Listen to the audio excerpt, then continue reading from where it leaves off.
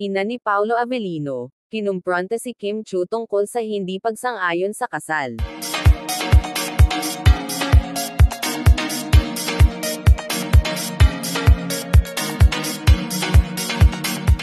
Usap-usapan ngayon ang umano'y komprontasyon sa pagitan ng ina ni Paolo Avellino at ni Kim Chiu.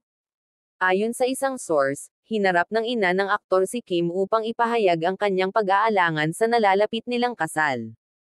Hindi raw ito sigurado kung si Kim ang tamang babae para sa kanyang anak.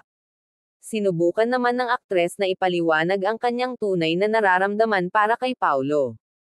Ayon kay Kim, handa siyang patunayan na karapat-dapat siya sa pagmamahal ng aktor.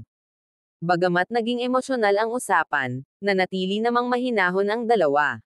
Samantala, sinisikap ni Paolo na mapagkasundo ang kanyang ina at kasintahan.